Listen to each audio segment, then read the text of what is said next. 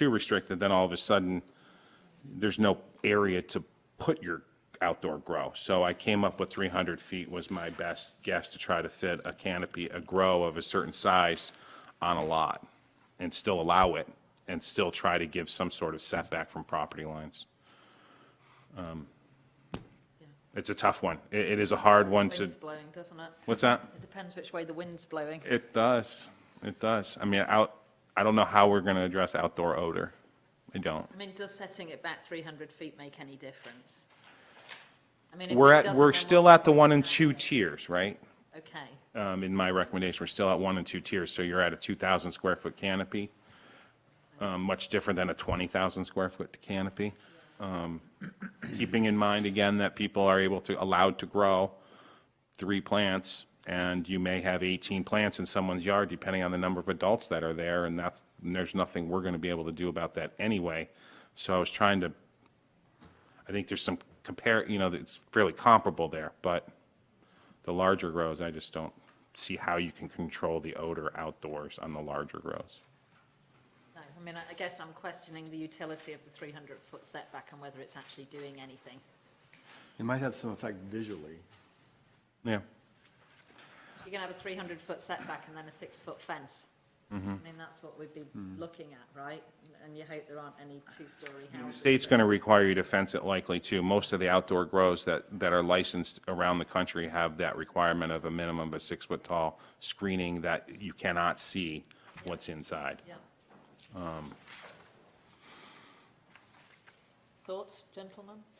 I mean, we also have time next week to talk about this as well, so I mean, it'd be good if if you don't have all your questions right now, think about them over the next week, but I just really thought, in my professional judgment, going down the road we were going, I don't think that was the best road for the town to go at this time, where it's a new industry, people have concerns, and sometimes baby steps are better than big giant steps. I mean, first of all, thank you very much for doing this and giving us options and kind of integrating, an ideal situation done by a group of people who are focused on just one issue and integrating that with like the larger town. Right, and I think plan that's and ordinances, exactly and that's right. very important to have that done, and that's what we're doing through this process. I think that's exactly right. I mean, the working group was very thoughtful, but they were coming from their perspective of growing cannabis. And they did not look kind of holistically at the impacts on the town, I don't believe. Tasked with- They weren't really tasked with it. And there really hasn't been that, that hasn't happened. I appreciate you And it's doing kind of my role, and I think your role, to help facilitate that. They're going to be made aware of these. The Cannabis Working Group is no longer in existence. I mean, they're not active right now. I would like to bring them back and work with you on retail and those other things that are likely to come forward as we move forward. Doing that before June is not reasonable. It's not going to happen. But, after we get through the cultivation piece, I'd like to start having some, joint workshops with the working group and you guys. No pun intended, Rosie. Are there any more questions that anybody on Well, the board? I agree with scaling back to the tier 1 and tier 2. And other than that, I'd like to have time to review the rest of it. Yep. Yeah, I mean, I would say that my concern is limiting those options too much. I don't think, I'm still not too, I don't think there's gonna be a lot of people coming in here doing commercial outdoor grows I in hear this that. season, the length of growing that we have here. I hear that. I understand that it could happen, right? But if I was investing in a marijuana growing facility, I wouldn't look to grow for 3 months and then shut it down. I would probably try to do it indoors and Right. do it year round. Yep. And And our land is expensive here. yeah, I mean, it's just not necessarily they don't have a lot of people buying cornfields, in town either and growing corn. Yep. The other thing that I question is, the taking away the tier 3 and tier 4. I mean, one thing we're trying to do here in Camden is encourage new business. And, and, you know, we have retail and we have other things, but with the proper limitations and the restrictions that you have for, even on the tier 1 and 2, but, you know, talking about the filtering and everything else, and they have to reduce the odor, I'm concerned with limiting it to taking out the tier 2 and, or tier 3 and tier 4. And I- Everywhere? What's that? Everywhere, I or- haven't really thought, I mean, Okay. again, this is all new, it was something. Yeah, that's yeah, just yeah. been- No, I get that. But I also would question your statement that the working group didn't really consider the impact on the town. I would guess that they probably did. Maybe they didn't have odor at the forefront of their minds, but I would be quite certain that that issue came up for them.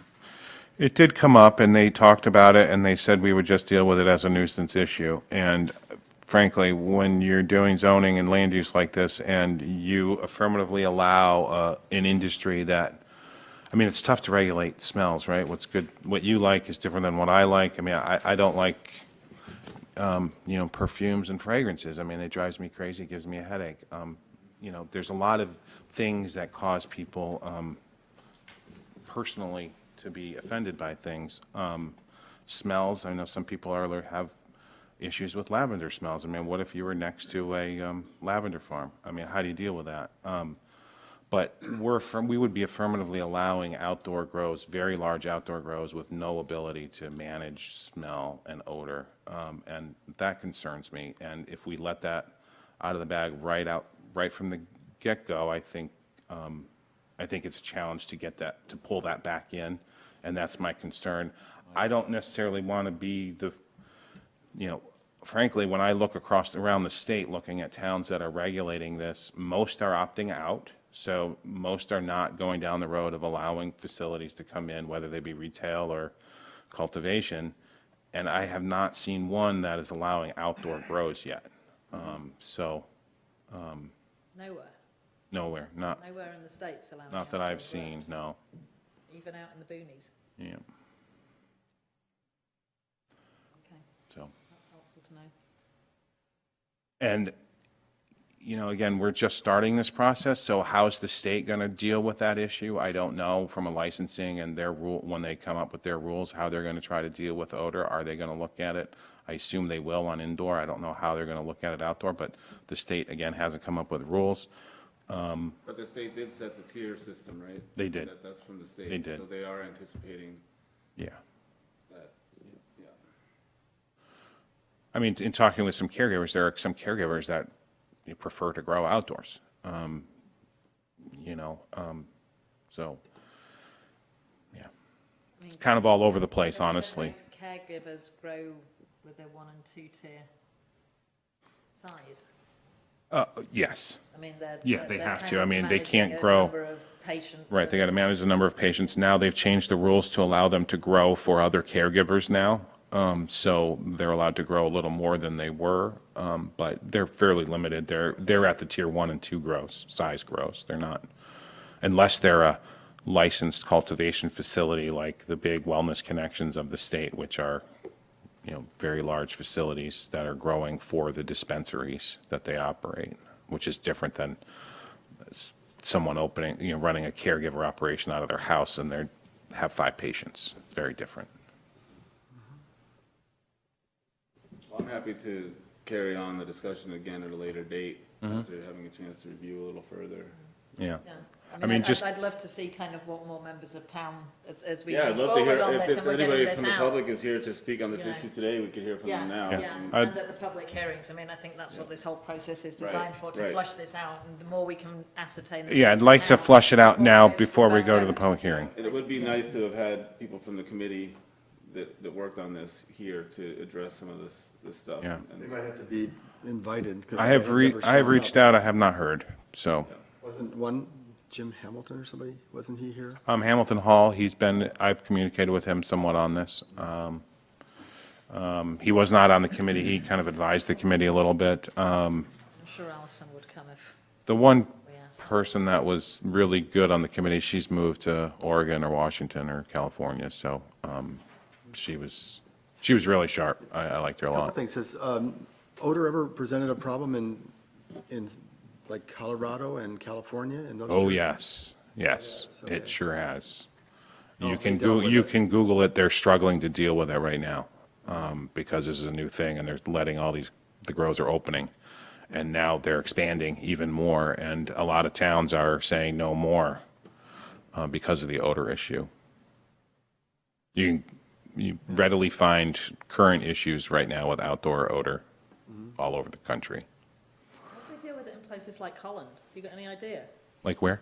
In places like Holland, I don't know. right, where Yeah, marijuana's been legal, yeah, I don't, it'll be interesting to I don't know know. how they manage that. And I don't know if in Holland it's mostly all indoors too, Yeah, maybe. you know? Greenhouse. That'd be my guess, it's indoors. I mean, I think commercially, it's more feasible. Yeah, Again, 'cause you to can be doing it control it. indoor, yeah, you have a lot more control over the factors, but. I admire the incremental way you're going about this. I think in a way that presents much more opportunity for the voters to let their thoughts known, and it will, depending on the way it goes, it might open up to larger. Right, I mean, grows. that's what I envision. I mean, it's gonna be hard to educate a voter what a tier one grow and what a tier two grow is, you know? I mean, I think they're gonna look at it and say cultivation facility, what is that? But, Yeah. I mean, we'll do our best to try to get the information One out of the there. challenges is to be able to corral it into simple packages that people can look at and wrap their head around. There's the kind of 4 or 5 things we have to understand in order to Yep. make decisions. And I know we've got some members of the public. Sure. here. Would it be a good time to see if anybody wants to speak? All right, we've got, so, yeah, I know we've got one person. And with you their can hand sit up. next to me if you'd like. Well, I was just reading the newspaper. I've been away for a week, and I'm James Elliott. I live on Pearl Street. And I was just reading the paper, and I saw there was an article about it, and the article said that it would be permitted in the Village District where I live. I guess that was an earlier draft. Yeah, it was up until last week, it was an acre and a half. And it wasn't clear whether it was a public hearing or not, so I thought I would come down just on the off To have you chance. here. I'm glad it wasn't a public hearing, because if I'd known it was a public hearing, I would have brought about 50 of my neighbors with me, but I think, We will be having a public hearing, and you're welcome to join yeah, everybody. absolutely, absolutely. But I agree with Mr. Martin's approach that it should be incremental and cautious. And I'll be honest with you, I don't favor the commercial growing of marijuana in Camden. And I don't favor commercial establishments selling marijuana, social clubs, I guess that's the term.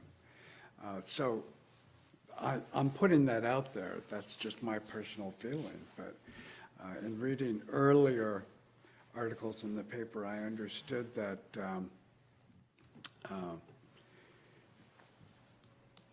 Jeremy had said something to the effect that towns had to opt in, and I understood that towns had to opt out. Has the state changed the rules? Yes, the in that regard? state changed the rules, so you Okay. affirmatively have to opt in, otherwise all of the different Okay. cannabis establishments, there's 4 of them, that's the Sure. cultivation, products manufacturing, testing labs, and retail stores. Okay. You have So- to opt So in. they flipped the whole thing They from flipped the whole original. thing around. Okay. Social clubs are completely out, So so it's- those will never be a part of it currently. Of the opt-in or opt-out? Correct. Social clubs are prohibited under Oh. state law. Oh, so what are they, there's So- there's no marijuana bars, or? No, there Okay, won't. so right now, the There way won't it be. stands, the state has said no social clubs. And they Okay. haven't even done the retail rules, so there's Okay. no, so as we've decided, I think as a group, that Yeah. we're waiting for the state on that, so there will be Right. no, for this round, nothing authorizing a retail. So it's all establishment. gonna be, if they do something, it'll be takeout, so to speak. Well, I mean, I think by, as Jeremy said, by the fall, there may well be rules that Sure. legalize the retail, and then we can come back and address those. Well, I haven't properly educated myself, Yeah. so Yeah, yeah. I apologize for that, but I'm gonna get more educated. But what got me off my chair, and I was on the first section of the Camden Herald, and into my shoes and coat to come down here, was that an earlier draft suggested that cultivation would be allowed in the village district, which is a very residential district, and that was my primary concern, because it doesn't matter what type of commercial activity, it's a commercial activity, and with all that goes with that, so I wasn't in favor of that. With regard to the other stuff, I'll try to educate myself a little bit better prior to the public hearing. Like Richard, I do support a very cautious and incremental approach to this. I think So, Jim, Camden did have a kind of a straw vote thing, but there was never any formal thing, so. And just for clarification, that straw vote that happened was for retail sales and social clubs. That's what the straw vote was on. It didn't even contemplate cultivation or products manufacturing, just for everyone to know. From what I've been reading about cultivation is, to be economic, it's going to be indoors, Yeah. and it's going to be huge, it's going to be large, and you should be aware of that. I mean, the facilities that are going to be built for the commercial cultivation, unless you're a gentleman farmer or something, they're going to be, it's industrial scale. It's not, Yeah, it is interesting, the way the state has tiered this, so they're allowed up to, the tiers are a 500 square foot canopy is a tier 1, and that's 30 plants. Tier 2 is 2,000 square feet, tier 3 is 7,000, and a tier 4 is 22,000 or 20,000 square feet of canopy. And those are the limits. There is, if you're a tier 4, there is a way to become larger, but it's quite a process to do that. That's the way the state has this lined up. And when we're talking about these canopies, that is the adult mature flowering plant. So if someone growing would need a support area for the seedlings, the clones, the immature plants, which don't count as that canopy area, so the actual production area could be quite large. could be much larger than a 20,000, sure. It would probably be hydroponic to be. So, Jim, what you read about in the paper, our last discussion, in the village district, Yeah. we were talking about only allowing tier 1 indoors on lots. Yes. We No, I we started out on lots of 2.5 acres, and then we reduced it to 1.5 acres. That's right, yeah. That's what I read. In our discussion, yes. No, I understood that, but I'm But there's, in that district at all. It's a commercial activity, and there's very few commercial activities that are permitted in that district, so. Let me ask you a question. Sure. We've got a dentist's office at the bottom of Pearl Street. Would you Yeah. consider that a commercial activity? Of course it is, yeah, but it's been there, it's grandfathered. That's why it's allowed to be there, because it's grandfathered. I believe so, yeah. So you couldn't open up a law office on Pearl Street? No, I don't think so.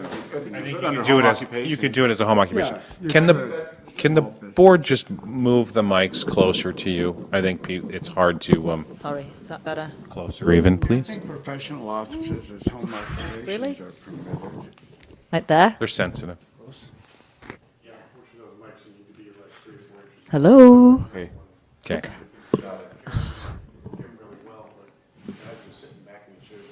Okay. We purposely did that. Okay. This is Richard? an improvement, right? This is like the best in technology. Yeah, Okay. so Jim, if I could just address a little bit, I was not a member of the working group, but I think a lot of their interest in this was that rather than large corporations coming in and doing these gigantic grows, that people who were trying to stay in their homes or wanted to have a little extra money could do something in their backyard. Sure. I think that was sort of one of their main things, was to open that opportunity to your neighbors. And I understand that they are your neighbors, and, but there are people in your neighborhood who are interested in doing something like that. There may well be, I don't know. And as Jeremy has said, people in your neighborhood can do 3 plants outside per adult without even coming into, under the code. Sure, that's state law. Yeah, so it's just, it's an interesting balance where some people don't want things to happen and other people Yes. want to have opportunities. And that's what we're trying to Oh, get I agree. we're trying to But- get our handle But that's on. what zoning's all about, it's balancing those things. It's correct, right, right. And so, but there's been a working group that spent, many months on these proposals. Yeah, And so I want to give. I followed there. And I want to give them, it was endorsed by the select board. And so my stance on this right now is trying to give as much deference to what they've come up with, balanced with what Jeremy is raising as concerns. And so I am concerned, I do understand Jeremy's concerns, and I'm open to hearing, reasonable restrictions and scaling things back a little bit, but I also think that this working group put a lot of time and effort into this. And Sure. if people were concerned, they had the opportunity to join that working group and have an influence on that policy that they came up with, because they spent a lot of time on it. And I don't want to just wash that all away because we think they were pro-grow. They were the people who showed up and did the work, so. No, I appreciate that, there's people that put in time, but like a lot of groups, they may have had special interests, and that's when ultimately it goes to the voters, that, that's when the decisions are made, Yeah. because that's the legislative body, But I don't, I've been to Denver. I had a daughter that lived there for years, and I have to tell you, it's wherever there's, it's like a blight out there. What, the And- growing, or what? Just the shops and the retail, and they have social clubs there too. Culture. And you know where it is because the neighborhoods don't look good, where they've been clustered. And I don't know if it's through zoning or just self-selection. And, you see young people walking around smoking dope on their way to work. It's bizarre. And it's not, I don't want to pass moral judgment on that, but it's just not something I would look for. That's my personal Yeah. feeling about it. Something that came up a little bit earlier, I think Ethan's been a sponsor of, not a sponsor, but it's spoken about how it might be a self-control mechanism here with the cost of land. I tend not to buy that. I don't think that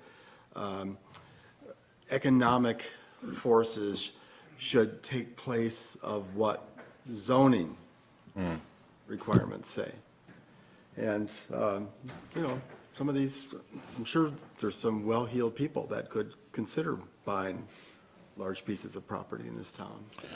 Yeah, I mean, I think if you look at, I agree with what Ethan says there, and I also agree with what you say. I mean, a little bit of both. You look at Sonoma County, California, there, a lot of what was vineyards is being converted over to cannabis, which is just an interesting, it's very expensive in Sonoma County to buy real estate. Huge money, just enormous money going into that industry now. And I've had a stockbroker called me and asked me if I wanted to get in on the dope thing.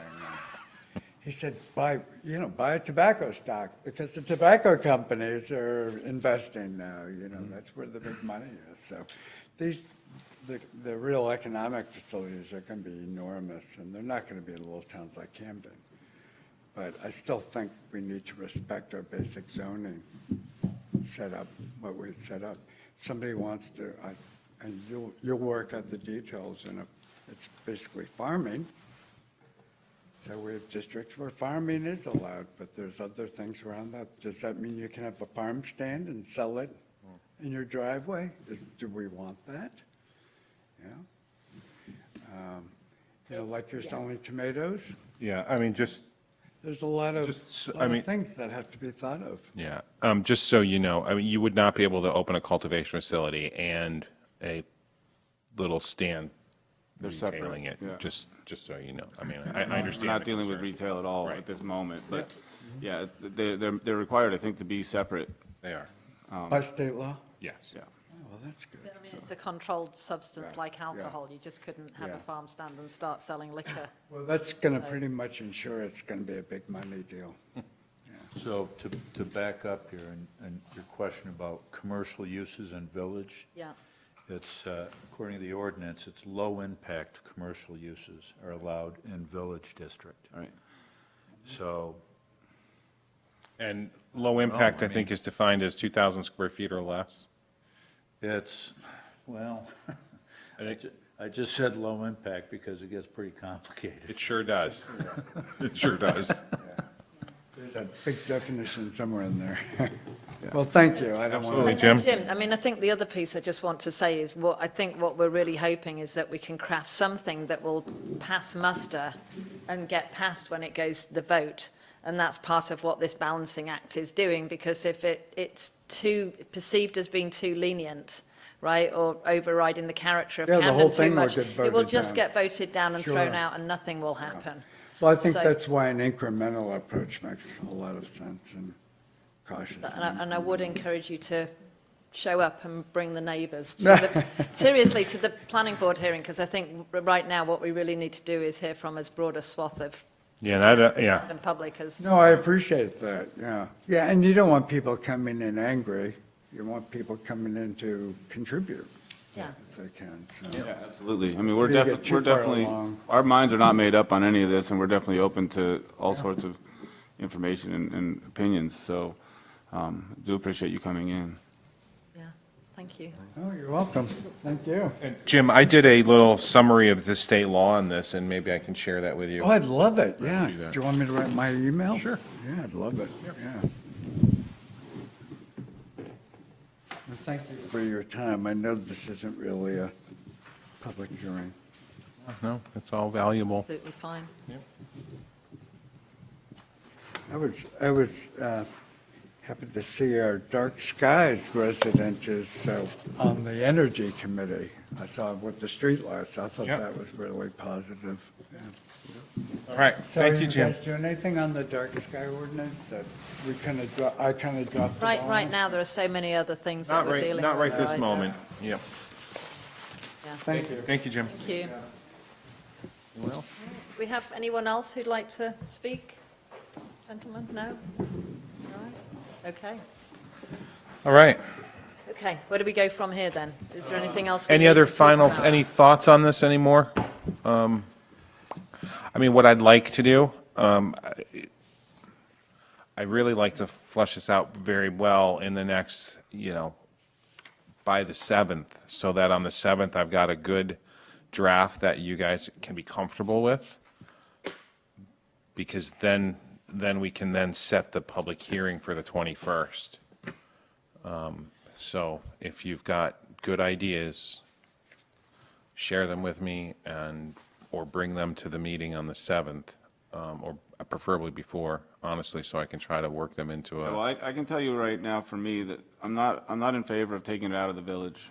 I think we talked about sort of having discriminatory, like, different, I know zoning is, has what different zoning things, does, but yeah.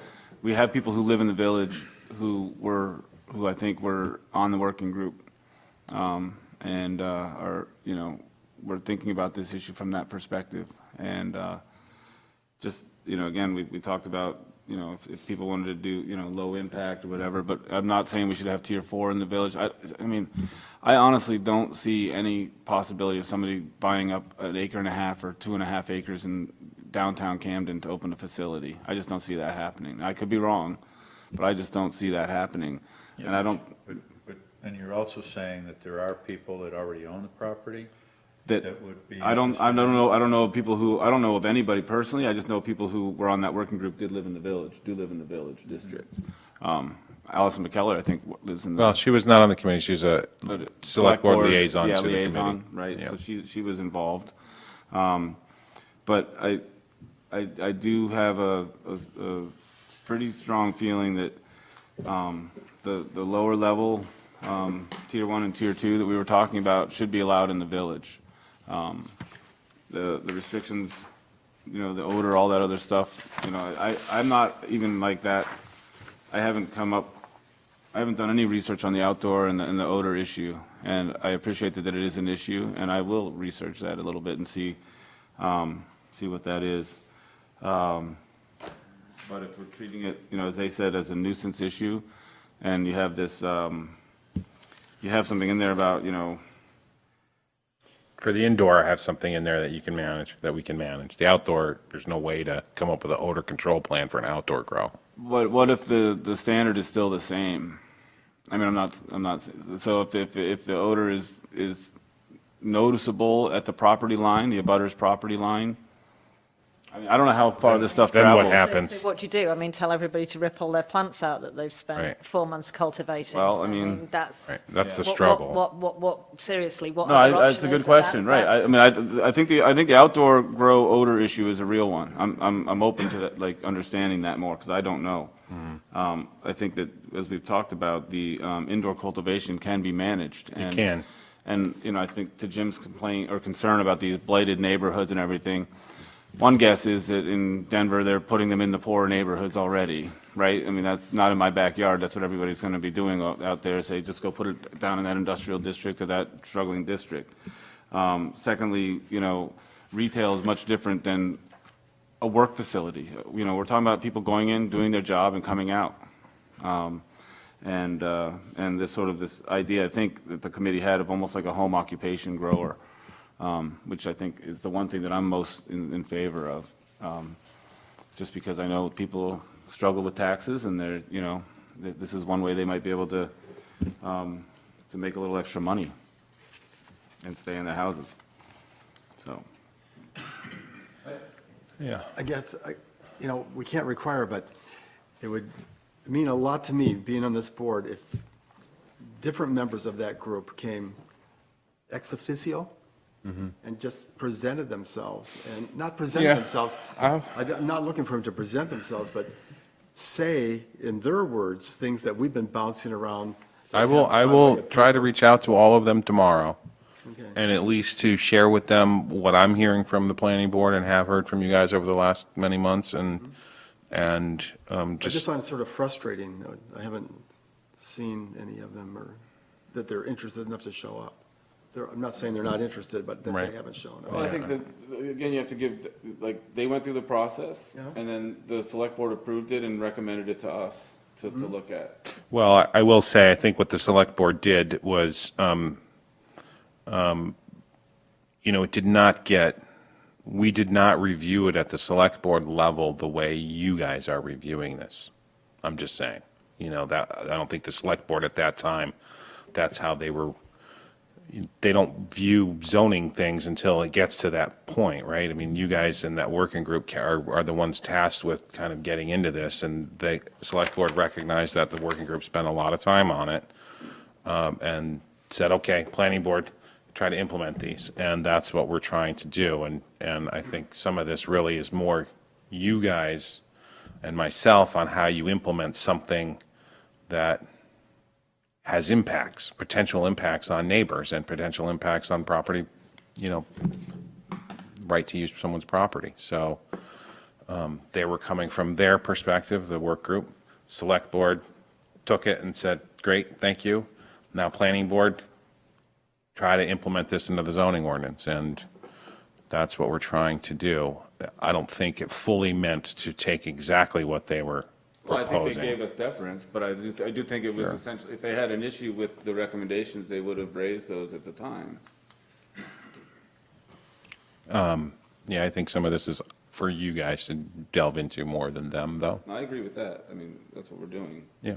Well, I think one of the discussions we had on the village district was the impact on the infrastructure. I mean, it takes a lot of power, it takes a lot of water, it takes a sewer to run these facilities. And we did have concern about that. It seems like quite a lot of our discussion is revolving around these tier 1 and 2 facilities and whether they belong in the village district or not. I mean, I think for me and maybe anybody who isn't as familiar with this, to really understand more about what a tier 1 and 2 facility, it's going to be indoor, right? So we're not going to have any odor issues. It could happen in somebody's basement, or they could put up a greenhouse in their backyard.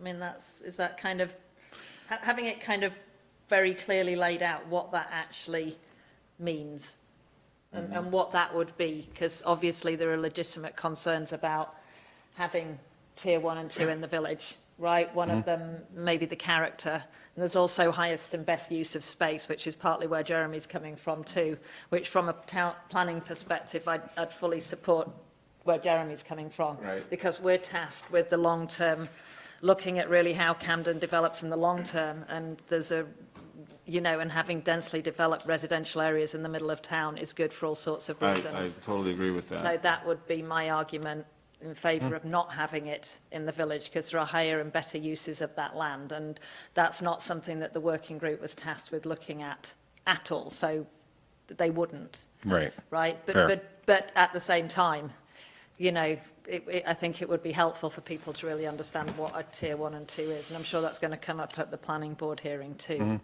Do we know how many 1.5 acre lots there are in the village? Like 5?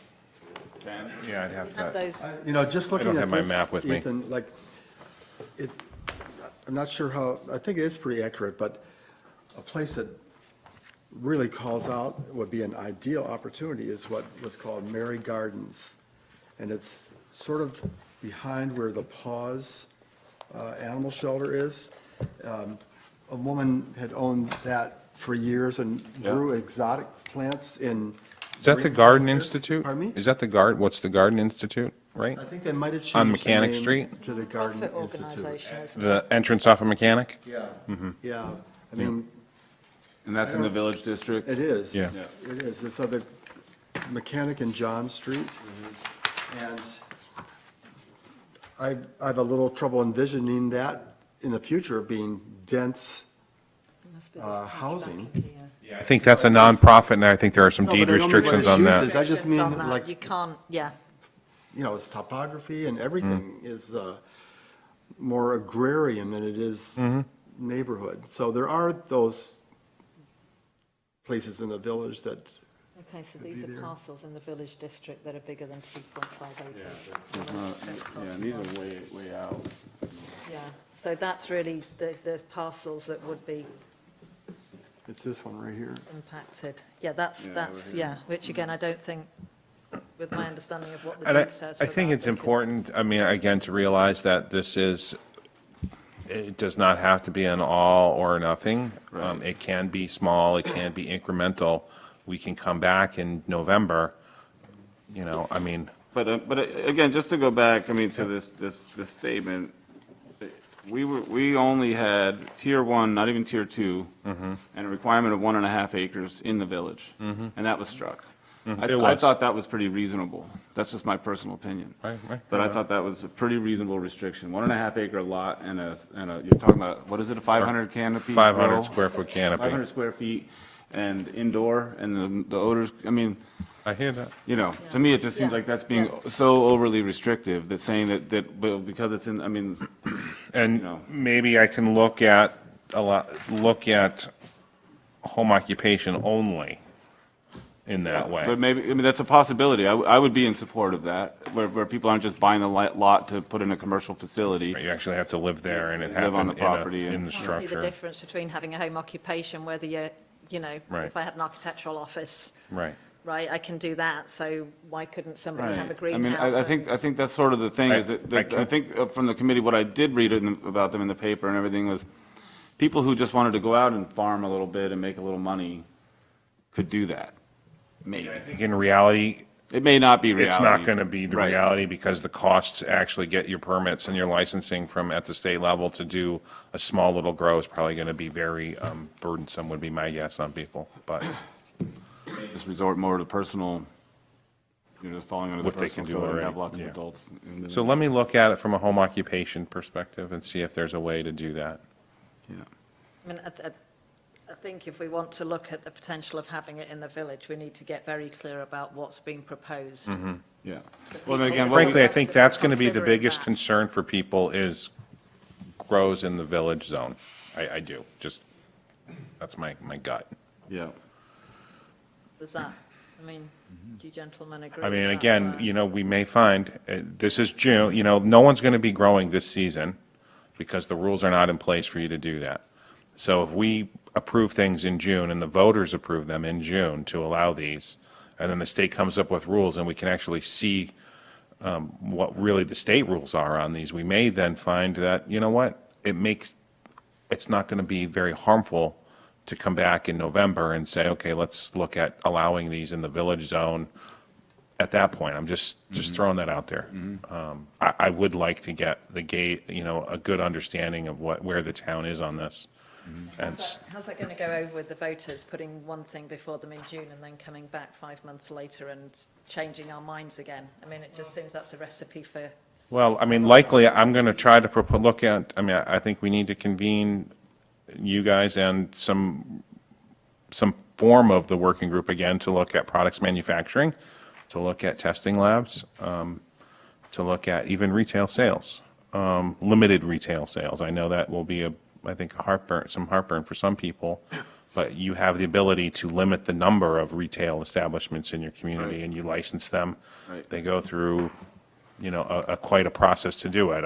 And just going back to that straw poll, that's arguably the most controversial issue is the retail and social clubs, I'd say it's the social club piece probably, of that. and that still passed, Slim, yeah.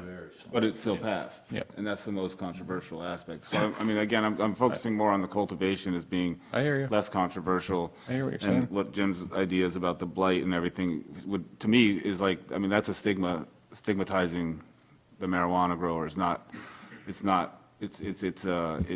the people that are cultivating are not the people that are necessarily consuming, and it's just another business. We don't stigmatize people who are growing barley for alcohol. What I see happening here is when we put the village back in as tier one, all right, the voters are not going to understand what properties have an acre and a half and what don't. And what's going to happen is when it goes to vote, they're going to say, well, they're going to allow it in the village district. And if they don't agree with the village, they're going to vote it down. All of it down. All Yeah, of no, it. I think there's some merit to that argument, but my guess is that most people, if they were told that it was restricted to an acre and a half, they would say, gosh, there can't be that many, acre and a half lots in the village. And then, and it's- I had sort of a hard time conceptualizing how many acre and a half. Yeah. Things are in the What village, lots like- does Well, that mean? most lots that you're looking at in town are, a quarter of an acre to half an acre. All these houses on Pearl Street are on a half an acre, almost all of But them. go out a little further, they exist. Yeah, but then, the further you get out, the further out of the You get into village the you are. VE. Yep.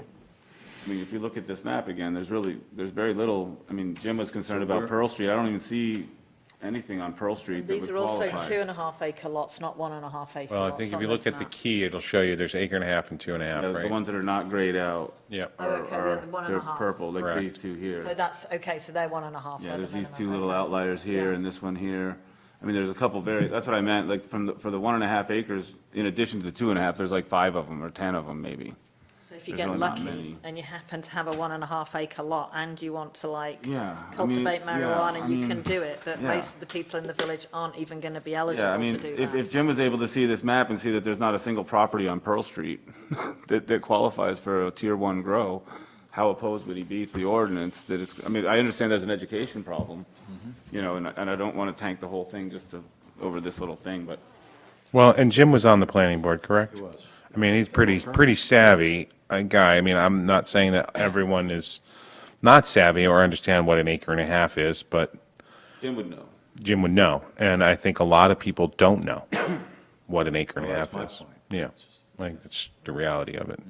But, all right, let me work on it. And then at the public hearing, Uh-huh. there'll be input, we hope, from, Well, keep in mind, at the public hearing, happening we, at that we point? hear the public weighs in on the proposal. We cannot then change the proposal and come back for another public hearing. so what's the point of having the public hearing then?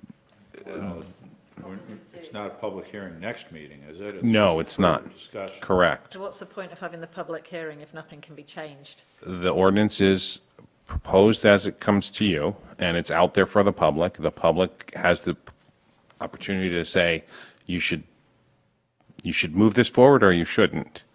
And they have concerns over this issue or that issue, and then it's your job to weigh those concerns based on the ordinance that's in front of you, and you say, yea or nay, we're moving this forward based on everyone's comments. You don't have the ability to say, nah, let's strike this or add this and change that at that Straight point. up or down at that Correct. point, based on the There cannot results be we've It's a got. done deal. Changes. Okay, And I mean, I think that's why it's good to have these kind of, I wish there were more people here to get I mean, feedback. I think that's, I do that's, too. that's a big thing, and I mean. And maybe I will reach out to the media again and see if I can I mean, there's get a it out there a limit as little to- more, that we need discussion, we need Open comment. discussion, right, Yeah, because, because there's a limit as to how much use a public hearing is, if really all it is an up or down, yes or no. Correct. We can't actually really, in a helpful way, incorporate No, anybody's concerns at that point. So Correct. I don't know if I'd much rather have the opportunity to hear from a wider body. exactly. That's why I appreciate, like, Jim coming today, because this is the time No, to I hear think that it's and good make to constructive hear all changes. perspectives. Yeah, I wish I had had this before tonight's I'm- meeting. I'm because, sorry. I know I know you're doing a lot, but it's hard to, Yeah. just come at it. Because what we had done last time, you know, I thought. And that's what what you have in draft one is pretty much what you, and I think if you look at the performance standards, I think they might have been swapped, but just keep in mind that those performance standards will match up, and go with either version that gets approved. I tweaked the indemnification of the town a little bit more, make it a little more robust, so the town or its officers or you guys or the zoning board is not liable for anything that may happen to a grower in the future, so. Well, you're saying the performance standards have been switched? Well. The date on this one, which is the first Yeah. version, is February 12th. Date on the second version is February 21st. And I might not have changed that date up on the top, so just read the performance standards as you read them and as you feel like they would apply, because they'll apply. Whether or not we have outdoor grows, they'll apply. So Okay. does that make sense, what I just said? Yes.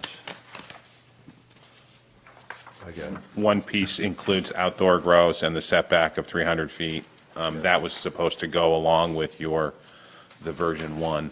That is version one. Okay, yep. Okay, Yeah, I mean, I'd like to see something passed, and I'd like us to I would- craft I something would that's too. passable. I guess that would be yeah. Are we, yeah. We good? I'd like to see testing labs passed too. I mean, that is a clean industry that is, I would welcome in Camden, you know. They're not connected to grow operations, they're not connected to retail stores, they're third-party labs, they're testing labs. And we ought to be encouraging. Yeah. That's the companies next like round, that. isn't it? We're not Yes, dealing it with is. that right now. All right, Thank you for your work on this. all right. Second item, and it's really a discussion item again, is we started this, I don't know how long ago now, a couple of months ago, we started talking formula-based food. Ethan, were you on when we started talking more formula-based? Okay. So I have drafted, you have a couple of versions. I actually have the town attorneys looking at these as well right now to make sure they're constitutional. There is some concern over free speech and the Commerce Clause, and I'm not an attorney, so I'm just trying to get your feedback. He's reviewing these. There is some concern. Who's reviewing The these? town The attorney, lawyer? town Okay, lawyer is, yeah. yeah.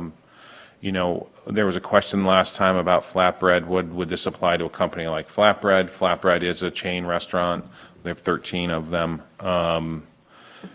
There was concern, I think Ethan mentioned about, you know, they serve pickup, right? You can pick up, you pay before you eat, those things. So But it's also a sit-down restaurant. it's also a sit-down restaurant, too. So I did change, I just tried to add, and again, I'm just trying to get feedback, and this is a discussion here. I think if we include the national recognition piece, I think that's going to be troublesome constitutionally, would be my guess. So can you explain what the two drafts are? Is the red one sort of a, one with the red type? Is that the second? That's the second version, and the one that's black and white is the one that you guys probably had from Jeannie. Did you guys get that already? And Elders. I added something, a town with Bainbridge Island, Washington, down on the red version with the question marks. They regulate formula takeout restaurants, and their definition means means a restaurant or establishment that A, is contractually required to offer standardized menus, ingredients, and interior-exterior design, and B, serves or delivers its food or beverages primarily in disposable containers. That's just I just included that as a definition. I found a fair amount more towns are doing this, but none of them have been challenged beyond, in California, one went to an appeals court in California, it was a state appeals court in California, but nothing went beyond that. What about the Interstate Commerce Commission? Interstate Commerce Clause, I think that's the concern about the national recognition. You know, I'm working on this. There are chain restaurants, small ones that are fast food that may be palatable to people in town, you know. There's a place called Love Burger. It's a veggie burger outfit, it's very small, but they're a franchise. It's takeout, they have disposable containers. Would the town of Camden really, I mean, this is the dilemma. When you go down this road, we'd be prohibiting all of them. And how do you do that most appropriately? And do we want to prohibit all of them? That's a challenge. And if you look at, just try to say chain restaurants, or franchise restaurants, you know, the Olive Gardens of this world, they're not franchises, they're all 100% corporate owned. Chipotle is 100% corporate owned, they don't franchise their stuff. So how you come up with definitions to you know, meet your desire, the town's desire on this, I'm struggling a little bit with. But I think this version that has with national recognition, I think that's going to be a struggle, but I did change some of this where it's the primary business, and primary business consists of three of the following. That would address the concern about what Ethan had prior, food for immediate consumption, or where was it, customer pays before eating. So I added that kind of primarily in there. I don't know if you all have some thoughts on it. I know you were wanting, the last time we talked about numbers, looking at numbers of franchises or number of restaurant establishments that a company may have. I don't know how towns pick those numbers, and we've talked about that. I just don't know how you do that legally and support it. And this definition here in red is something you said was That's from the town? Bainbridge Island. Bainbridge. Island does that, and I actually reached out to Newburyport, Mass. Today, because they prohibit in their downtown and waterfront area all retail, all formula-based retail. And I tried to touch base with someone there today to see if they've survived legal challenge, if they've been challenged, and I just didn't get anyone today. So I'm trying. Definition from them? I don't have it right with me, though. I don't have it right with me. Similar to this? It's similar to this, yeah.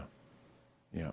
They all tend to be similar to what the formula-based fast food service establishment is. Theirs is all retail, not just food in So, Newburyport. I'm going to go visit. That sounds wonderful. the town attorney thinks the I mean, the town attorney hasn't fully weighed in on all this stuff. He's going to be doing some review on this this week or next week. So, if we just reworded that a little bit and said, a nationally recognized food service establishment that stands alone. What A? How did you find that? Where's A? Standardized? He's saying a Reorganize that first. Under the definition. Formula-based food service. A nationally recognized food service establishment that stands alone. and that's it. And yeah, and that's the only change I'm making there, and what that's doing is Covers everything. it tends to more define rather than eliminate. Mm-hmm. You know, and it might be, I don't know, Yeah. you're a lawyer, aren't you? Yeah, this is your job. What's your take on it? No, it's, you know, I'm going for sort of what I look at these things, I always look for the more simple, I try to get things more simple. I hate that lawyers are writing laws that nobody can understand, and I read these things and my eyes glaze over, and I do like what I see, I know you've worked really hard, I do like what I see in the red. Below. Yeah, it just, to me, it reads like, I can read that and I understand it, at first blush. And I think that's, you know, those sorts of things, when you get all these, I mean, I'm reading and diagramming the sentence and trying to find out what modifies what, and it just, there's a lot in there. Whereas these, you know, it's sort of like what you were doing before, where you were trying to just write the one sentence that, Right. you know, and I have a preference for simplicity on that front. But it doesn't mean I have any problems with the one above it. It just, it's less easily digested. Basically, doesn't it have to be a all or nothing? How can it be like half pregnant? You know, how can you have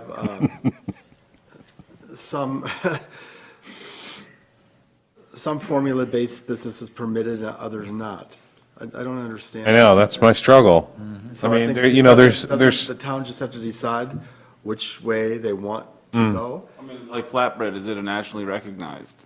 what's the definition of That's what nationally I mean. recognized? That's why I don't like the language, because it's like, you could say, well, they have one in Florida, so it's not Maine, so. It's it's Multi-state, three so- states. right, or so that's these are three national, states, I so you mean- figure it's nationally Yeah, and you recognized. just like poke so many holes in Yeah, that. it just, that's why I try to steer away from that kind of language. Well, and that's why the whole the primary business consists of three of the following, because no matter, I mean, if you take flatbread or you take Sea Dog, they're not gonna fall under this because you gotta have primarily, three of the following, and they wouldn't fall into that. But, They get to choose which three they want out of that it'd be the list. code officer to make the determination. Incidentally, your G, I think, should change to F. You deleted F. Thanks, Richard. Yeah. I'm just that was- saying that how was the one I lawyers would needed. go through this stuff, you know? We've not made any typo inputs for months, it's just, Those are for Matt Siegel to tell me. He's my neighbor here, right? we've got the literary side. I mean, I think I could fit flatbread under that definition. Which one? I could find three there. Oh. I think, don't they have a standardized menu, There's one. Well, I think the key is where primary business consists of. right? So let me follow through with standardized menu, pre-prepared food in a ready-to-consume state, That's not their primary business. the pizza, Right, I go in and I order, sit down. but it's Well, still, Well, I don't know how, maybe I just don't understand what pre-prepared means. Does that mean that you take a frozen burger and put it in a microwave? I mean, I don't, I mean, this is I know. this is my I issue hear with you. that. I hear But you. I could make a case that that's what they're doing. Their food is sold over the counter in disposable containers. I mean, they'll sell you a pizza over the counter. Primarily. that's not their primary business. Do we know that, though? I mean, Do they make more money from takeout? and is that what we're gonna get sit-down? into, is how much money they're making from takeout versus That's- sit-down? And then that's food for likely. immediate consumption on or off the premises? Obviously, that's, they check the box there. I mean, that's every restaurant in town. I would say Long Grain's primary business is not takeout. No, but their food is, they would fall under E, food for immediate consumption on or off the premises. I hear you. Yeah. I mean, I know I hear what Customer you're pays saying. Before eating, again, I'll tell you from my perspective, I order out from flatbread much more than I eat in. Mm-hmm. That's just me, and I think there are a lot of people in town that do. Yeah. So I'm not I trying to hear get, I'm you. not trying to get flatbread under there. Yeah. But if I look at the other definition, But we're also talking about I think the intent is fast food. yes, but what is fast food? I don't know, it could be that bottom definition, the red one. Somehow, for some reason, I don't associate flatbread with fast food. And I'm not just talking about their service. I mean, you sit there forever waiting, but that's not what I'm talking about. It's not, it doesn't fit the I think we refer to as fast food. Right. It's a place you go get salads and pizza and, Here? yeah. Yeah, I agree. You suggest, is there a suggestion that we could take this second definition of the formula takeout food restaurant in red, and that could replace everything above this, or would we still That have was a this thought. That's sort of what I'm That leaning. was, that was rather why I than these included it 6 there. items, that's kind That's of, sort of my thing, because some of these, I think, I mean, what's the point of having food for immediate consumption on or off the premises when it applies to every restaurant in town?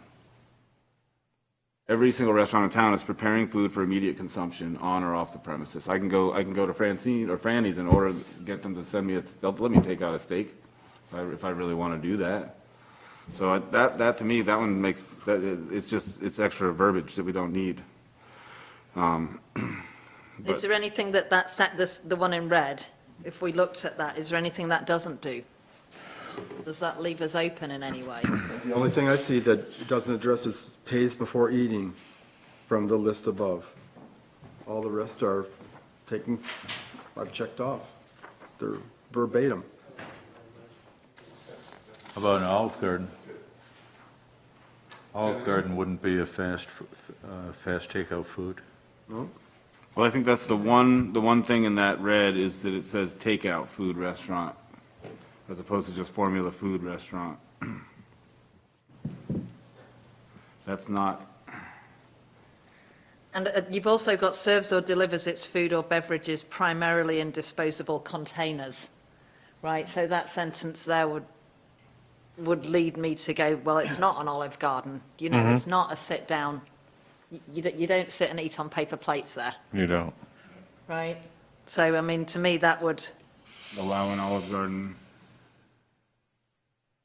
I mean, I don't, but we're not, I have are we trying this- to stop the Olive Garden? correct, and this is trying to where stop the Olive some of the Garden. struggles for me in this is my role as planning and development director is planning, code enforcement, community development, economic development, all those things don't You know that jive job? together. Well, they just don't all jive together sometimes, and so do we really want to prohibit an Elevation Burger from coming to town? I don't know if you've been to an Elevation Burger, but they have them in Portland, there's one in Bangor. They're very good, organic burgers, and I think they would fall under this. Do we want to prohibit that? I would suggest that a lot of townspeople probably don't want to prohibit something like that.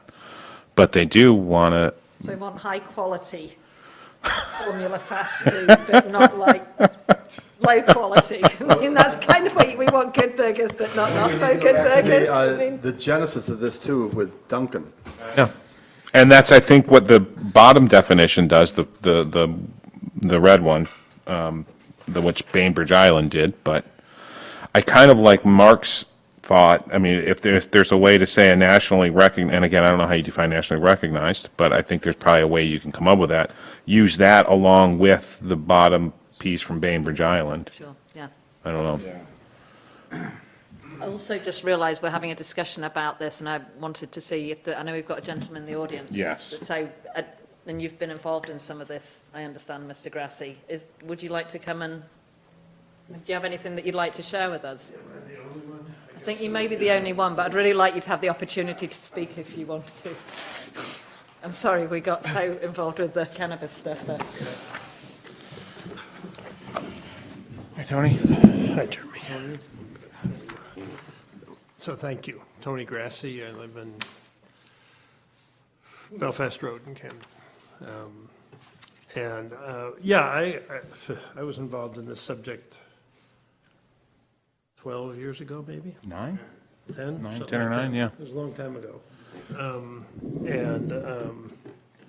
Sorry, and I sort of appreciate the drafting problems, but I don't, I guess my concern is,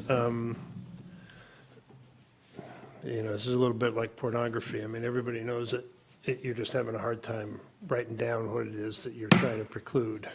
You know it when you see it. Duncan is the obvious. I guess if the concept, it shouldn't be driven by whether Jeremy likes the burgers, or I don't like the burgers. It should be driven by, is this, sort of in my thinking, this little part of Camden is a pretty unique retail food experience. I would do this for all retail, but never mind, you're past that. You're just talking about food for the moment. But it's, you know, if this ended up with Dunkin' and Starbucks and Subway and McDonald's and, you know, why would anybody bother to come to Camden? And so, to me, it's a pretty unusual food experience here and something that you want to preserve. And if you can get the food anywhere else in the country, then why come to Camden to get it? And so it may be a great quality burger that you can buy in Oregon or you can buy it here.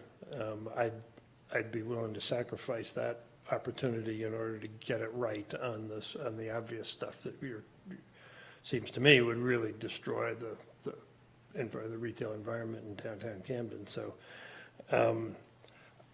you know, you can wordsmith, and you need to wordsmith, and that's sort of your guys' job, but I wouldn't let the wordsmithing sort of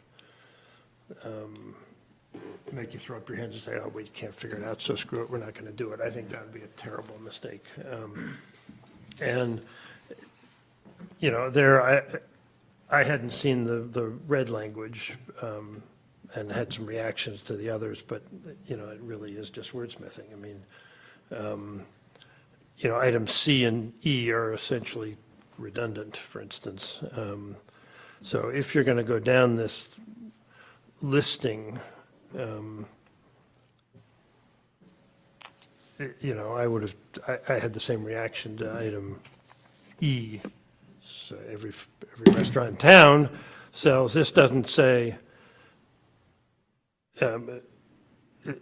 food for immediate consumption on or off. So everybody who sells food is selling it for consumption on the premises. So that's a worthless, it's, you know, it's sort of a silly addition, it seems to me, and it's totally redundant with item C. So, but I think I think you ought to be able to come up with some language. I mean, I'd be happy to fuss with it, but I don't know that you really want that. You know, this red language, which I just realized was sitting here on the table. The only concern I have is this says contractually required. If they're all company-owned stores, there is no contractual requirement, right? That's language that's good for franchises, but it isn't good for, if they all happen to be company-owned stores and they're all over the country, you wouldn't want them either. So you need some language that precludes those as well, it seems to me, logically. What if you just struck that language and said offers standardized menus? Yeah. Yeah, Yeah, that would I be mean, my, like I said, that's the wordsmith, I mean, that seems like the sort I of think, well, pretty that might simple be- solution to that problem. Too loose, because like every Asian restaurant basically has a standardized menu. You know, they're not with a name on them. Well, but they're not, Again, it's wordsmithing, you know, like, yeah, I mean, just because General Tso's chicken is on every Asian restaurant that doesn't make it into a standardized menu, right? I mean, same with offering steak, or, you know, everybody offers coffee, you're going to make that a standardized menu? I don't think so, so. can I ask you a question, Yeah. Mr. Grassi? So how do you feel about places like the Sea Dog and Flatbread, which we've both been discussing, that aren't necessarily, they're formula-based, they're not national, they're regional? Well, you Would you, said, would you, I mean, do you think they're not appropriate in town? I'm just curious, would you rather they didn't I exist? mean, way back, my sort of thinking, as Yeah, I I like that was comment. thinking about it, was if they were Maine-based businesses, that would take care of Sea Dog. It wouldn't take care of Flatbreads, I gather, because it's a Massachusetts company and is multi-state. But I guess you know, if flatbreads opened and looked exactly the way they look there, same kind of business, same mix of business, I don't think that would be a problem. If, I don't know that you want to have a flatbreads takeout on, you know, along this stretch. If that's all I did, it was just a takeout, you know, why would you want that in your historic district? Whether it's flatbreads or anybody else, or Subway, you know? I mean, I don't, frankly, I don't see how you distinguish between those two. You like flatbreads pizza better than you like the guy down the corner here, you know? That's, Got Camden House Pizza. right. Are they in the historic? They're in the downtown that this would fall under, yeah. Yeah, it would. He's not a franchise, I mean, he doesn't have, yeah, so we're not talking about, we lost the sort of the, and that's where we come back to, I totally agree with you, Jeremy, that it's an arbitrary pull a number out of a hat when you say like 21, you know, establishments or something like that, but there may be a number that we can all be comfortable with, because, you know, Camden House of Pizza would never fall under an ordinance that had a number of even 11 restaurants, because they have one. They're not a fast food establishment. And maybe that's, I don't know, I really want to get this done. I totally know you want to get this done. It's just, it is wordsmithing, but it's not as simple as just wordsmithing, because there's real, No, there's substance to the, to there's the substance to words it. you're writing, absolutely, yeah. When you were speaking, one thing that sort of made me stumble is like, you brought up flatbread, and that might be okay because people like it. Well, I don't think the word "like" can work into any sort of Right. thing like this. That's my point, exactly. More important than that, I wanted you to, if you could, go back those 9 years when I recall that Dunkin' Donuts, there was a fellow from Owl's Head maybe, who was going to lease where the store Josephine is, had been J.C. Curtis Hardware, and that's where Dunkin' Donuts was going to move in, and there was a large outcry in town. Right. And nothing's done. It's just like dumb luck that it's not there. I remember hearing at that time, Well, the outcry made him withdraw, is my understanding. what's that? The outcry is is why there isn't a Dunkin', because. But at that same time, I remember being an architect, I worked with a lot of people in the construction business, and they were adamant about wanting a place where they could pull in, get a donut and coffee, you know, on their way to work. So there's the other side of it. What happened? What can we learn from that time? Well, you know, I guess as I sort of looked at it, he was sort of faced with this hue and cry, and so he withdrew, because, you know, I mean, if I were a businessman, I'd say, I don't want to go where they don't want me, and I don't want people picketing my store, and, you know, after I've made all this investment, so he just withdrew. And in a sense, we got lucky. Over the next 15 years, 12 years, whatever it is, nobody bothered to try again. Until last year, right, Jeremy? Until this year. Yeah, 18, right. This is 2019 now. Yep, yeah, sorry.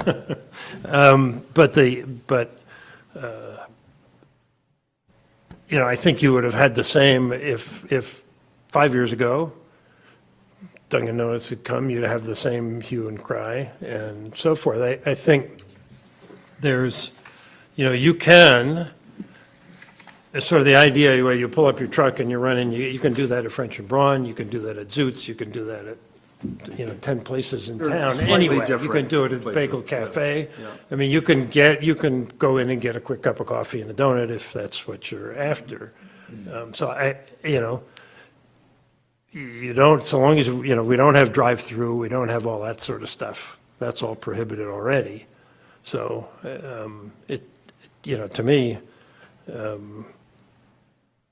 that's sort of a false, I don't get that argument. The drive-through part? No, the contractor who wants to stop in the morning and grab a quick cup of coffee and be on his way. We already have 3 or 4 places you can do that. You don't have to be, I think they, slightly different, but I understand what you're saying. yeah, I mean, they're different, but they essentially Yeah. sell coffee and donuts. What I was getting, I don't know where actually, bagels. I'm not sure where sells donuts, to be honest with you, of those places you've mentioned, but there isn't anywhere that sells donuts, just, Boynton McKay sells donuts. yeah, but That's it, yeah, yeah. but they sell bagels and, different, you know, yeah. comparable kinds of stuff. Fine. what have you heard, Jeremy, from townspeople? Or has it not come up? Well, I do think that the town generally thinks that they're prohibited in town already because of what happened, and they never ended up following through with it.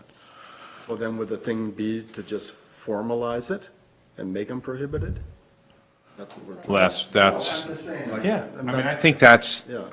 I think so. I mean. And I think you got to get it right. And, you know, I don't think you want to, it's hard to, no matter what kind of definition you come up with, you know, there may be someone that the town may want to have come into town, but unfortunately, they're not going to be able to because they meet the definition requirement, you know, what the definition is. And I think that's the reality of it. We could try to wordsmith this in many ways to protect unique, small little chains or franchises out there and allow them to come into town, but there's no way to do that with this kind of, and I think that's just the reality of it. I don't get a feeling from anybody on the board that we're opposed to getting this ordinance. No, I get in as that. quickly I as hear that. possible. It's just hear trying to make sure it's clear enough, Yeah. and that it's And bulletproof. I think what I will try to do is I will try to do more digging and more work with a town attorney to see what is the best, how to best define what we're trying to get at.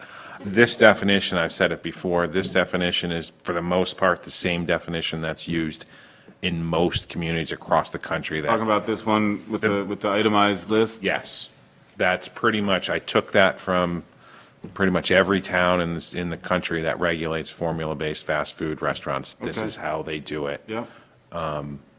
And, you know, Institute for Self-Reliance, this is kind of what their deal is too. This is how you regulate these things. And I agree, there are some of these things that are too wordy and some that, you know, say the same thing as another item. And I think we can kind of reduce those numbers a little bit, even A through F.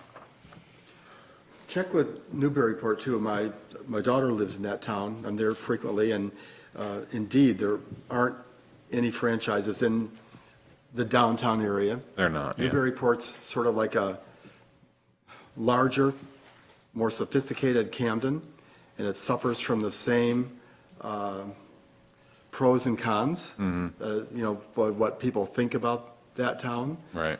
But when it comes to being in that downtown area, it's, and I use this word not with any value on it, but it's pure, because every sign you see, you haven't seen anywhere Before. else in any other town. It's just like, you know, just like this town, you don't Yep. find any Yeah. repetitive stores. So like I said, I found Newburyport stuff today, and I have a call into their planning development director to see how it has played out down there, how many years they've had this. There's a town on Long Island, I forget the name of it, but I found a report that they had commissioned some big planning firm out of New York City to look at these kinds of things, and they have I think Arcata, California, Bainbridge Island. Hanover, New Hampshire, Woodstock, Newburyport. Vermont. I both. didn't see Hanover, though. I haven't seen.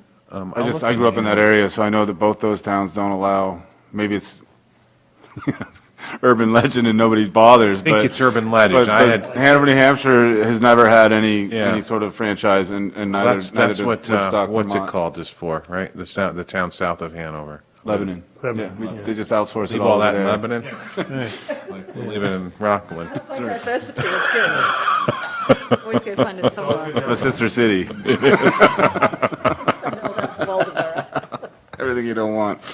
All right, I will continue to work on this. I mean, I think there's consensus amongst the board that you guys are in favor of something like this. Oh, yeah. My main focus on this was sort of looking at, and not in particular because I am a huge fan of flatbread or anything, but just it represents for me No. the type of establishment that I Exactly. think most people in Camden would say, we're not trying to prohibit that. Correct. Right? Then it goes back to your thing. I had the very same thought, the obscenity, you know it when you see it, but you can't put words to Can't it. define it. We all know, you show me pictures of different restaurants in the nation, and you say, would you want this downtown Camden? Five Guys. Man, I don't mind Five Guys burgers. They're okay. Their fries are good, but I don't want it in downtown Camden.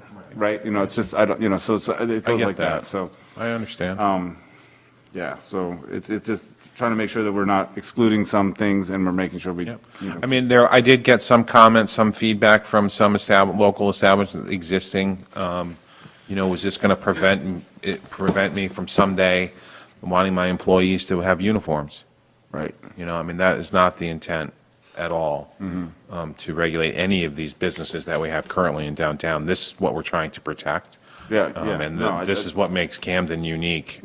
So, The way this is written wouldn't prohibit flatbread, I don't think, would it? Because I don't it's, think so either. I mean, I don't, because it's a restaurant, that you can go order pizza takeout. And that's what when I included primary in there, your primary business. Yeah. Yeah, Yeah, that that's was, someday you can argue over what primary means, but it's, Right. Yeah, I still think, pretty I clear. still think if I was representing someone else, I could, I could get flatbread under that. You could, I do think I could, yeah, I think I could. With the standardized menus, if they're all selling Dave's Heart Pizza, if they all, their food, for immediate consumption on or off the premises, and we've talked about getting away with that. yeah, we'll get rid of that. Food that sold one. over the counter, disposable containers and wrappers, it's not only sold over the counter. Not If you want to primarily. say, only or primarily, I That- mean, like Subway. Subway has a restaurant, technically, people sit there and eat, they consume on What premises. you're eating there is on a disposable piece of paper. That's true, but they sometimes put it in the basket for you. You've you know, paid for it up you front. know. So I mean, that's another thing, like, if I put my food in a basket, is that enough, Pay for it up front. but like so again, we're just passing small things here, but, flatbread, if you sit down and eat, it's like a proper restaurant, and you get brought a bill at the end of the night, right? So you're paying after you've eaten. You don't know Correct. how much you're going to eat when you set out. If you go to Subway, you go and you've paid for it all. Yep. And then there's some seats that you can go and sit at, but there's no waitress service. But I think don't you also, at Point McKay, don't you go up and pay? Yeah, you do. And then they bring pay you in your food, advance. and so, again, it's just Yeah, my, no, yeah, I'm just yeah. thinking of the problems, I'm not trying to Why be you a. got the planning board, because we need somebody to do this stuff. Well, but that's covered under the franchise agreements. In the definition there, required by contractual franchise agreements. Yeah. Where are you looking? Well, So that- absolutely, I mean, you're right, yeah. Top here. Oh, okay. Point McKay. Yeah, it might not eliminate flatbread. My other thought here would be to just eliminate the consisting of three of the following and eliminate A through G altogether. And what do you think about how that definition would read? So you're saying take out three of the following? Yes. No, and he's talking about, yeah, and also everything the- below there. Everything below there. Ending with arrangements. Right? What, he wants to take these out? So Oh, so can you just read that first paragraph and how you think that would read better, Mark? Let's see, let's start with where its primary business consists of standardized features, which causes it to be substantially identical to other restaurants, regardless of the ownership or location. and then you can get rid of contractual franchise agreements too? No, What about leave that in. a chain? Which generally chains are not franchises, chains are owned by a corporate entity. Yeah, but that would be covered under the national recognized. We're going to leave that in. Sounds like that's a Yeah, part but- that may get but- challenged. but you're You don't have an suggesting- and/or in that sentence. you know. I don't understand why you want to take out eighth. Well, he's just trying to say that if you if you are required to have standardized features, which causes you to be substantially identical to other restaurants regardless of ownership or location of those other restaurants, I mean, you're it. That's the meat of this. Yeah. Of this thing, having this list. Well, arguably, A and B are redundant to the lead-in paragraph. I think what he's suggesting is standardized features is language that covers A and B. So why repeat them? It's, That'd that's, be like signs, Standardized features, uniforms. Cups that you get your coffee in, you know, core. signs, so forth. So standardized features, you know, and then, Which causes to be substantially identical to another restaurant, to other restaurants, right? regardless of ownership, because then that would deal with franchise. Versus and company versus owned. you could actually company-owned. take out those franchise That's what I mean. language there. So I'm wondering. Which is why, I don't know if that's why I go back to this red definition here. The only thing I have a question about is the takeout aspect, is that we're only looking at takeout, but formula food restaurant means a restaurant or establishment that is contractually required to offer standardized menus, ingredients, and interior or exterior design, and serves or delivers its food, beverages primarily in disposable containers. I mean, it seems like that's, Could you pick But you're not holes in that and contractually turn it? required if you're a chain, if you're a corporately owned store, you're not contractually required. well, you Fix that. don't think? You can I fix think that Olive language, I Garden think. controls would tell their own store that they own, that they have to do it a certain way. My gut says it's 100%, no. I If they're- think they do. Even if they're trying to get in a community that won't allow them, they're going to say, you know what, at this location, let's not require all our people to be in the same uniform. Yeah, It's or, my gut, but, or that when Walmart went into Thomaston, that it was going to resemble a New England Village. Remember all that? is there a Walmart over there? Oh, that's why they have three gables I'm at the still- front. That's a Every New time I England drive by, I village. think I see a New England Village. Drive-in Thomaston The Commons best Road. front you've ever seen. You should go and see it. Like, why are we trying to weaken something that's? I'm not sure we You can could say, I take- think you it could- makes it more You can take out inclusive. the words contractually required, right? Mm-hmm. Formula takeout restaurant, food restaurant, means a restaurant establishment that That offers, offers, right, standardized menus, ingredients, and I would pick up your, And then go back up maybe you go top. standardized features, you Right, pick go up back some of up that top and language, bring that back down. right? Yep. just to get to your point, we're actually trying to strengthen it. This is like lawyers. right? Well, Yeah. as you Well, said, that's it's what you're doing. wordsmithing, Yeah. but what we're trying to do is strengthen it by not making it all redundant, because if you go in with this other definition, as he's saying, Yeah. we could throw out the first three or two, and then you throw out E, because everybody's doing that, and so then next thing you know, you've got only two or three things there, and you could shoehorn certain things under that, so that, the idea is simplicity that doesn't say too much, but says what you need. Yeah.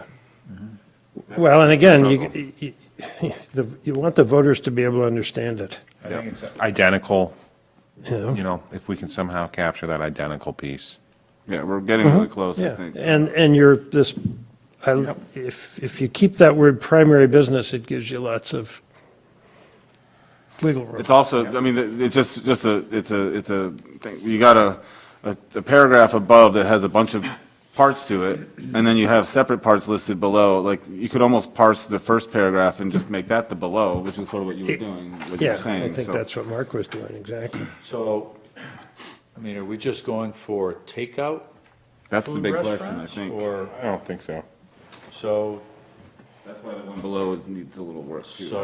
Why don't I massage some of the wording that's up here, try to get rid of these standard, three of the A through F, I think the more general, the better. and meld this top definition down with this bottom one and see what I can come up with. Good luck. How's that? A magic lamp and it Yeah, will. and then you send it to lawyers and they'll tell you it's a disaster. But ultimately, you want your counsel to tell you that it's, Well, a lot of this, frankly, it does not appear to have been litigated very far. Right. So, So I you think do you your got, best. you do your best, and then, I think the way we just reworded the lower definition makes a lot of sense. And it's, you know, okay, say you're coming to town, say you're Dunkin' Donuts, you come to town, and you read that definition, You're out. you're out, Yeah, you don't waste your time. yeah. Yeah. And if you're flatbread, no, you don't fall under that definition.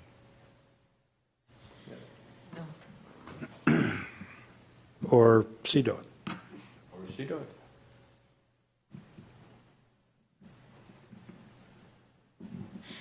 All right. Yeah. Gonna work Yeah. on it more. And if you, you know, given that I mean, we my could sit here- we objective could is. sit here for you know, 2 forever, hours. Yeah, but, you know, if you do it in a way that's clear and simple Yep. for the voters, then if you want to come back sometime and deal with other non-food franchise operations, you will have already sort of established Yep. a concept. Yeah, and I'm with They you on can that sort as of well. I get- think that's Yeah. something we should be looking at. Yeah. Thank you, Thanks. Tony. Yep. Thank you. Thank you Yeah, all. appreciate that, yeah. Thank you. And your interest and concern. All right. Yeah. we So good? I have a number 3, agricultural exemption from site plan review. What's that all about? Forgot about that one. Thank you for Jeannie, Sorry. for including that.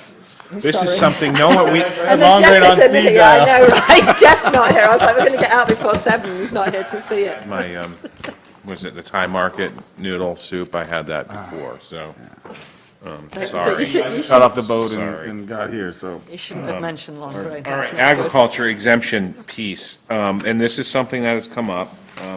Most communities, and no one, we haven't talked about this yet, and the select board hasn't heard about this, no one really has. And we don't have anything in front of us You have on that? nothing in front of you. Okay. However, I'll stop looking for it. looking for it, Can we go home now? plan review, right? Let me get to where, okay. If you have your zoning ordinance in front of you by chance? I do. Okay. Article 12, Section 1, Now we're actually having to work. yeah. Let's get into the good stuff now, because they're all heading out. Yeah. Sorry, what page was it, Jeremy?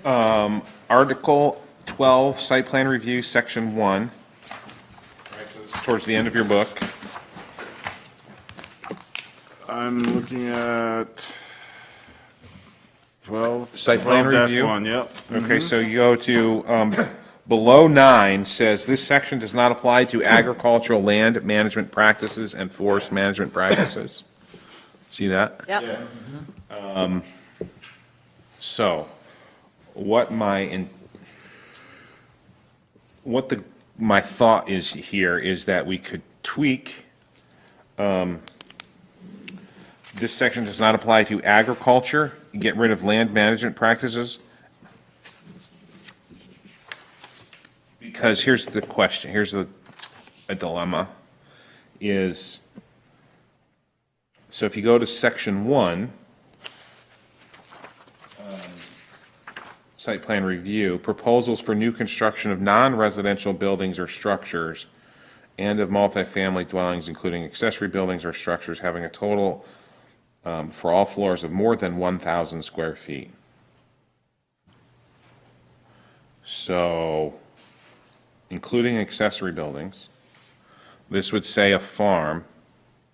If you wanted to put an accessory barn up on your farm, or a greenhouse that is over 1,000 square feet, you need to go to the planning board for site plan review. Sorry, that's saying that you don't have to do that the way it's written right now. Written right now, I would question it, because it says this section does not apply to agricultural land management practices, which to me is more in line with contouring, grading, the land. So if I'm a farmer and I need to put up a non-residential farm building that's 1,000 square feet or more, whether it be to hold my farm tractor, or whether it be a hoop house, And right now, you have to go through site right plan now, I review think to do someone that legally. could try to say you have to go through planning board for that site plan, under site plan review. Most communities do not regulate agriculture under site plan review. And So what you're proposing, in order to bring this into line with other communities, you're proposing, if I'm understanding correctly, you're proposing modifying that last sentence to say, this section does not apply to agriculture and forest management Agricultural practice." activities and forest Agricultural management activities. practices. Okay, rather than land That's my management gut. practices, it's Yeah. just a matter of The changing land wording. management practices is the one that is funny to me. Yeah, I don't even know what that means. I think it would be a farmer that's decided to till up, X number of square feet of land. Put that in. Because if you go down to proposal 4, which says propose to pave, strip, remove earth materials from or grade areas of more than 40,000 square feet in a 5-year period. So if I'm a farmer, That says for residential uses. oh, you're right there. Thank you. Thank you. Glad you found that one. But I just think that I would like to do it. Frankly, I would tell the code officer, and I've had this conversation, that I would interpret agricultural land management practices to be pretty Farming. much whatever the farmer does on his land. That's what I would, I mean, That's that's how kinda where I I'm would at. read it. But I see the confusion, because it's, It says agricultural land management practices. Yeah. It doesn't say agriculture, it doesn't say farming. It says agricultural land management practices. it doesn't say, it definitely doesn't sound like it addresses putting up a barn. So if a farmer wants to put up his barn, it's non-residential and it would fall under 1. And you have to go to site plan review. And, or if he wants to put up a greenhouse or a hoop house in an area that's already farmed and they're already growing crops, but now they want to, put a high Indoor, house, right. to do, spinach greens all winter. I mean, I buy spinach greens and some incredible greens that are growing in a high tunnel out of someone in Belfast. If someone wanted to do that in Camden here, I think we'd say, well, it's over 1,000 square feet, you gotta go to the planning board. And, I mean, that's pretty burdensome, in my opinion, for a farmer, agriculture to do that. That's what I'm trying to get at. So if you tweak this, what's the process involved? Does that have to go and get voted on? It would have to be a hearing and get voted on and same thing. But I think I can draft something pretty clean and that would, Voted on by the public? uh-huh. Yeah. Can't we just take that to the select board? It's a zoning ordinance, it's amendment. Is there going to be an overpowering number of things put before the voters this year? I don't think should be, I mean, I get it, I'm not, you No, guys I'm have not- your I'm just role. saying- I'm just Yeah. asking, how many things? Because, I think there's not as many as there were, moving forward. Just demolition, remember we talked demolition last week, just so you know, I wanted to follow up really quick on that, if I can. You guys don't have a problem if I try to look on agriculture on that a little bit, to see if we can tweak something? So demolition, delay, we're pulling that back right now, so nothing's gonna be coming before you, now. But the Historic Resource Committee is very concerned about the character and the preservation of the town's historic resources, both the buildings and the archaeological sites and everything.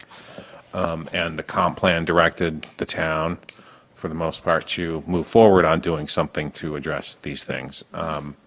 So what I have kind of committed myself to do, along with the Historic Resources Committee, is to include you guys and them in more of an educational kind of piece on why history is important and preserving our history is important. Right now, we don't have much in our zoning ordinance that does that. So I'd like to work on that over time, and try to bring something to voters in November. What's that? I said, go for it. I'll just point out that in the definitions, there is agriculture or farming, Yes. and there is agricultural products processing. But there is no agricultural Right. land management practice. So, I'm with you on that. And maybe I can clarify what agricultural in a definition, maybe. You could just say, but I don't know why you wouldn't just use agriculture, Yeah. since it's in the definitions. Yeah, that's my, Yeah. I did. I mean, I went and looked there. I went and looked if we Yeah. have land management practices defined somewhere, and Right. we don't. Any, And quickly you asked me about Cape Elizabeth. What happened in Cape Elizabeth? How did that demolition delay ordinance, that little version that they had go? It did not do well because they had it passed. Everyone was like, this is great. We've got a demolition delay ordinance. And there was a very significant building that was near a lighthouse down in Cape Elizabeth that They went through the process for demolition delay, and then all of a sudden, this very significant historic home that was adjacent to a lighthouse got demolished. And the town council, everyone in town it was an uproar over what the hell happened to this beautiful building. I thought we had a demolition ordinance, and the planner was like, we did. It was a demolition delay ordinance, Yeah. and that's all it did was delay it. And so what the town council down in Cape Elizabeth said, okay, we've got to fix this, so we're going to convene the Historic Resources Committee, Planning Board, Zoning Board, and a handful of other concerned and interested parties, and they looked at it and they developed an actual historic preservation ordinance to regulate those things. So that's what generally happens. And what do you mean by regulate? You saying that, does that banish people with historic properties from tearing them down? No, there's a process. So if, again, you do certificate of appropriateness kind of things, right? I mean, a lot of architects have dealt with those. If you work in historic area, town that has historic preservation ordinance, you go through, if you want to do an alteration, if you want to change windows, if you want to do an addition, it's got to be consistent with the character, or generally not if you use the CLG standards of the Park Service. You want to differentiate between the two, and they need to work compatibly with each other. But if you're doing if you want to do dormers onto a building that never had them, I mean, you got to go through a process to do that. That Demolition. kind of path, so that's altering existing Yeah. buildings, that's got nothing So to as do far with as demolition, what happens in a lot of towns that have certified local governments or historic preservation ordinances, you go through a process, and either you offer them for sale for a certain period of time, you have to move them. I've seen in some places where you can't demo them, and you go through a process and they're saying you can't demo it. And that, I've also seen where they say you can't demo it, and then they appeal it to that decision to the Zoning Board of Appeals, and it is a de novo hearing, so it's a hearing that starts brand new. And the Zoning Board of Appeals acts as the Historic Preservation Commission, and they made a different decision and said demo it. So I've seen that too, but kind of all over the place. But the Historic Research Committee, I mean, they're very passionate, very committed to preserving the character of town, and Not a it's bad a very good goal. I mean, people come to Camden for what Camden is, and you need to respect and cherish and protect where we came from and what the town is and has been. So just throwing it out there that we need to look at it. Okay, Okay? we'll be ready for you whenever Yeah. you, And it's Bring not some going to be stuff for back. June. We're going to work on something for November, but. okay. Okay. Thank you very much. Yes. Appreciate all your hard work. I mean, there's a not lot of easy. thinking, no, there's a lot of thinking goes into this. I guess Santa Monica has a good ordinance on formula-based food, so going to look and see what theirs says Yeah. too. I was there last year this time in Santa Monica. Just don't have Yeah. it. And we're saying it can happen out near Hannaford. Out in Hannaford, correct. It's not a prohibition. I mean, we've really corralled it into a very small space effectively, rather than. Thank you forbidding for thinking about the cannabis stuff. I think it's important to, steps to get there. it. Yep, But- I agree. All right, much appreciated. Meeting adjourned. Yes, meeting adjourned. Next, yes. next meeting dates. Next meeting date would be March 7th. Yep, March 7th. and it's at another working And it will likely be another work session. work session. What time? Because the budget. Yes, sorry, 4 o'clock. Oh, all right. Remember, we had discussed this before, And here. March in here at 4 o'clock, and the meeting would have to go no later then, when's that budget committee start? Either 6 or 6:30, I'm not sure. Janice is here, 6:30. I told Janice we'd be done by what time? 6:15? We'll start showing up about 6, so that would be. So we'll be done by 6 o'clock. 2 hours. So, and this goes for the hearing on March 21st that we're going to have too. So we're going to have to take focused comment and be focused and Yep. move it And along. we've got a reason to do that too, Yes, so we do. marvelous. Ethan, we were just talking about the next meeting, March 7th at 4 o'clock because of the budget meetings. March 7. Talked about this previously. Okay. March 7th, and I did hear what you said about staying on the first and third meetings and trying not to mix them up. Extras, yeah. So, Good call. Yeah, sounds good. all right. Lovely. Thank you very much. Thank you, everybody. Do we need any motion? We're not an official meeting here. We've motioned to adjourn. You didn't have a quorum, yeah. We couldn't have done anything.